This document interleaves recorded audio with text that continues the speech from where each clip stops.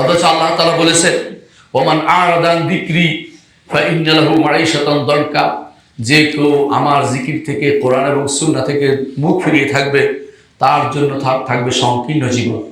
আজ সারা দুনিয়াতে কেউ শান্তির জন্য দৌড়াচ্ছে, শান্তি কোথাও পাচ্ছে না। শান্তি তো আসবে কোরআন এবং সুন্নাতে, শান্তি আসবে ইসলামে, শান্তি আসবে যদি কোনো আমি কোরআনকে সুন্দরভাবে মেনে নিই, ইসলামকে মেনে নিই এবং আমার জীবনে সুন্দরভাবে সেটা প্রতিষ্ঠা করার চেষ্টা চালাই, রাষ্ট্রে সেটা চালাই, পরিবারে সেটা চালাই, সমাজে সেটা পরিচালনা করি, তাহলে শান্তি আসবে।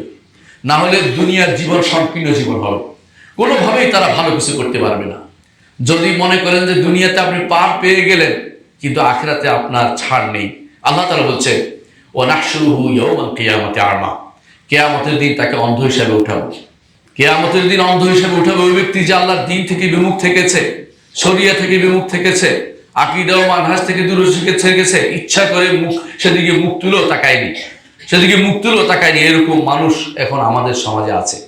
ভালো করে দেখেন তারা কারা, কি করবে। আল্লাহ তাআলা বলছেন সেই ব্যক্তি তখন বলবে রব্বি লিমা হাশারতানি আ'মা, আল্লাহ আমাকে অন্ধ হিসেবে কেন উঠালেন, ওয়াকাদ কুনতু বাসীরা, আমি তো চোখে দেখতাম।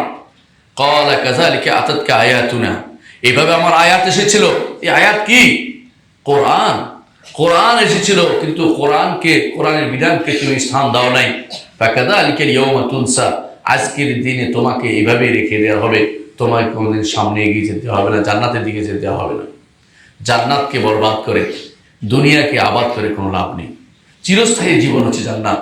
কোনো ব্যক্তির জন্য বৈধ নয় যে আখিরাতকে প্রাধান্য না দিয়ে দুনিয়াকে প্রাধান্য দেয়া। এটা কাফেরদের কাজ হতে পারে, ইমানদারের কাজ হতে পারে না। কাফেররা বাল তুসিরুনা হায়াতুদ দুনিয়া ওয়াল আখিরাতু খায়রুম ওয়া আবকা, তারা দুনিয়ার জীবনকে প্রাধান্য দেয়, আখিরাতকে তারা প্রাধান্য দেয় না, আখিরাতকে তো গুরুত্ব দেয় না।